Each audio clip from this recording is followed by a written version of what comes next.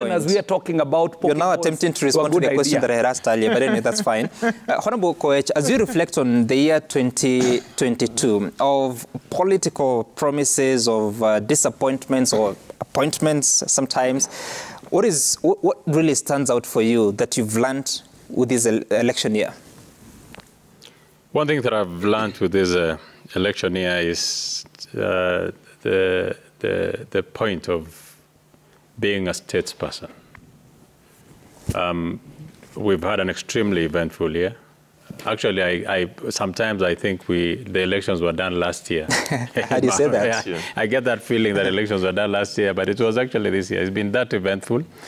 And the people who presided over the elections, particularly the chairman and Guli and his team, being the statespeople, that was one of my highs and act of patriotism, having been in Bomas for 3 nights without change of clothes and watching every day as different activities and political mechanization and many other things that were happening then until the declaration of the election by Chebukati was one of my highest moments. One of my lowest moments was seeing the 4 IEBC commissioners, the OPEC 4, releasing another pair of results in Bomas that we are yet to know what the numbers were up to this point.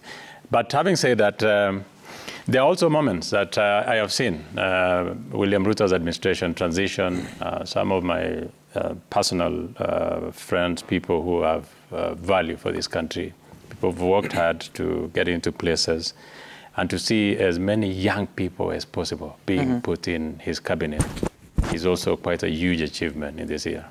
This is one of the government in history that has tapped in the resource of young people, both in permanent secretaries and in the cabinet secretaries. Even as you look for them as you Google to look for them, I can tell you a few. We have Mulkomen, we have Zaka. And we have Sylvia, the peers, there's so many other peers of diaspora, one of brilliant people that I've interacted with in the recent past. So those are a few things. And of course, coming to Parliament, we are getting into a very serious session in the coming years. We're just preparing for so many things. Like you've seen, there are so many legislations that are going to come. Yesterday, we had our Kenya Kwanza meeting, and the president was briefing us on some of the legislation that he wants to, to be tailored into fit into his manifesto and the project. Okay. So it's been quite an eventful year. I also been eventful in the fact that I was able to be elected by the people of Belgut for the 2nd time. I don't take that for granted. And of course, the gift of life and family. So it's been quite... You also became Chair of Defense and Foreign Relations. Now, you're saying that very young people in cabinet, the youngest should be about 42. Young is relative, you know. What do you mean? No, the age of youth is clear in the Constitution. No, but I'm saying if you compare this government with what we had before, this is quite relatively young cabinet than what we had. I'm not saying in the sense of, 18 to 35, but it's an energetic young. The president is young, relatively. That's why he's extremely active. He does like 10, 20 meetings a day, single day. That is what I'm talking about. We have serious people in this cabinet, my friend. You will see the revolution that is going to happen in every sector. In fact, this Fred, don't be surprised if he joins us. This input is very necessary. So that... Okay. Honorable questions on a recruiting mission. Are you recruiting? But then again, thank you for being such a great host all these years. I really appreciate that coming. Look at you, now you're already doing farewells for the year. Honorable Mbui, I have spoken to you many shows this year. At a time that one time you were in One Kenya Alliance, then you lost some 2 members, Musalia Mudavadi, Moses Wetangula, you know where they are today. Then you remained there. You wanted your leader to be the running mate, never became. Then there was a bit of delay. Eventually you went to join Azimio la Umoja, Shingo Pande, but it is what it is. What lessons have you learned, and especially with the loss that came when you had really propped your party leader to be at the helm? Sam, I think for me, I think we need to have clean politics And I've learned that people must learn to respect each other when we get into politics. When you look at the scenarios you've mentioned, a big chunk of Kenya Kwanza was with us in One Kenya. A big chunk of them were with us. They're operating with us in the handshake government in the House. So it's a very strange thing. But I think what I pick from all this is that Kenya needs to understand that there is always two sides to a coin, and that political competition is not enmity, you know.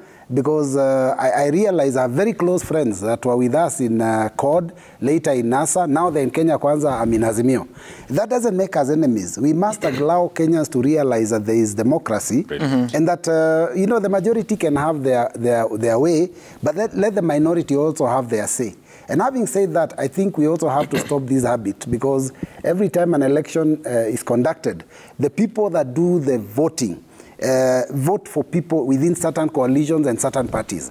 When you are elected in an office within a certain coalition or a party, it is respectful for the people that elected you that you remain put in that coalition or that party. You saw what happened when we got into the House. We finished an election when Azimio la Umoja had the majority of members elected going to the House, and within a short while, I don't know what inducement, some moved, and then suddenly the majority we had was lost. So I think going forward, I think Kenyans need to realize being in opposition is not an enemy of government. It's not an enemy but with that reality, Honorable Mbui, because you're saying must have their way, must have their, the minority have their say, but the minority are not saying it. What the minority... They're actually stepping out, and they want to... Let me explain to you some. The minority was not Azimio. The minority was Kenya Kwanza. They were going to have their say as we have our way. What they've done is turned the tables around, taken people from our side, so they became the majority so they can have their way. I think that's basically... I'm talking about now, you're not having your say as much. We are having our say, and that's why when we said we are going to meet in Kamukunji on Wednesday... But you're elected to Parliament, that's what I'm saying. In Parliament, you're not... Yeah, even in Parliament, we are having our say. I'll tell you we are having our say, because recently, you saw what happened. Kenya Kwanza went and did a Kamukunji and agreed on names of people that will be elected to Yala. When they came to the House, we turned it around and we gave them the candidates we wanted. So we are having also our way and our say. Moving forward, how is Azimio reorganizing itself, especially at the floor of the House? Because you may not have the executive, you may not have the judicial because it's apolitical, but you have a space. We are having our say. I'll give you another example. When we had the appointment of CSs, Azimio participated, of course, in the vetting process. At the end of it all, a result came out that all these people would be appointed.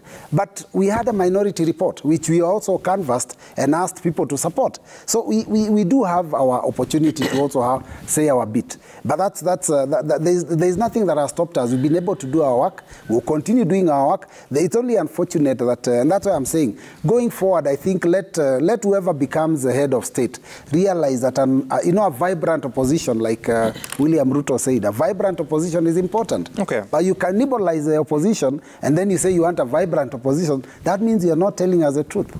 Fred, during the year we spoke at length on the show and away from the show about where KANU was headed, and it appeared like it was the glue that put the One Kenya Alliance together until Musalia Mudavadi and Moses Wetangula left. Then you're able to bring the rest of One Kenya Alliance into Azimio.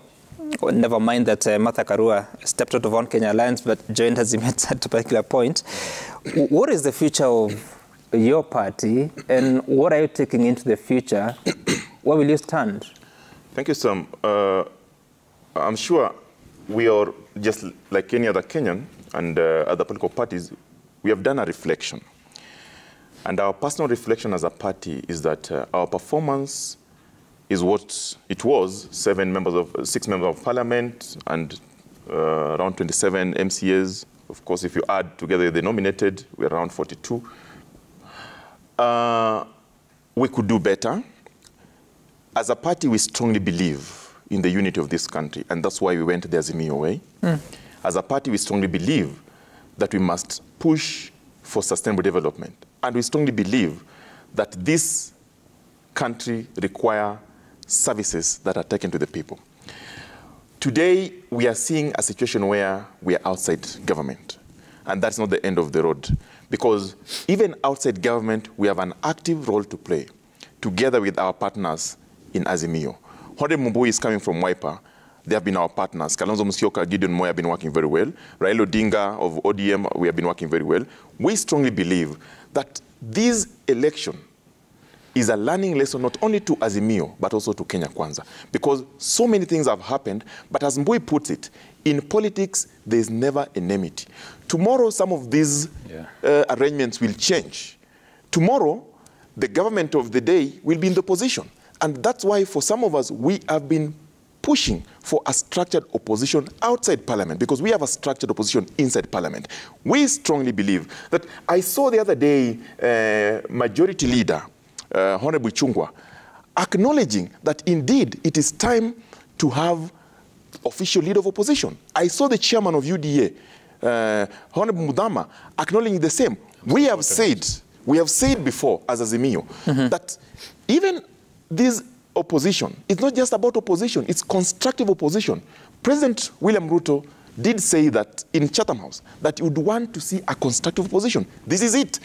Tomorrow, when the Azimio invite Kenyans for a public consultation and engagement, that will be the start of a structured opposition. It is not maandamano, it is not picketing. It's inviting the people of goodwill, the supporters, and even hustlers are invited to come and engage and listen and share ideas on how we can progress our country together.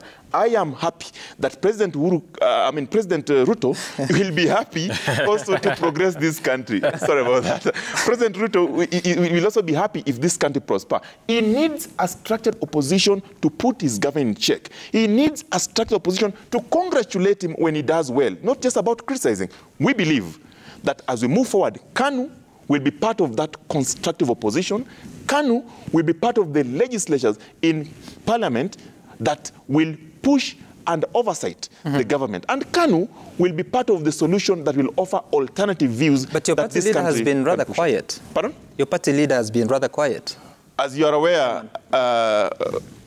Honorable Koech and the team in Rift Valley, they didn't do justice to our party. So our party lost, particularly in Baringo, and our good chairman has been taking a break and reflecting. The last weekend we were with him, we met all our parliamentarians and MCAs, and we reflected on the past election. We have done that. Coming next year, as a party, you know, we launched a manifesto. In fact, we were the first party that launched a manifesto that we refer to back to business. That manifesto, the policies, alternative policies, that manifesto, we have extracted a legislative agenda. That agenda will give it to our members of county assembly, our members of parliament, to push it going forward. One of your members of parliament, William Kamket, is now working with the Kenya Kwanza. That is democracy. Not one, several. No. I mean... I'll talk about the one I know. No. Everyone has a choice to go wherever you want to go. But we know also... The question I'm asking is, you said that you... Coerced by who? The UDA side, to go to that Because side. you have 6 MPs in parliament. Yes, we do. And you're saying that you're going to further your legislative agenda through them. William Kamket is already working with Kenya Kwanza. Nelson Koech says there's some more. So how will you achieve that? I'm not sure about what... Or are you going to achieve it through Kenya Kwanza? I'm not sure what Nelson Koech is saying. As far as I'm concerned, I only know that William Kamket has shown interest in working with UDA. And the party has no problem with that. But we have a problem with our members of parliament being welcomed to the other side to go and work with them while they have work to do this side. And you have asked a very pertinent question. How are we going to achieve this?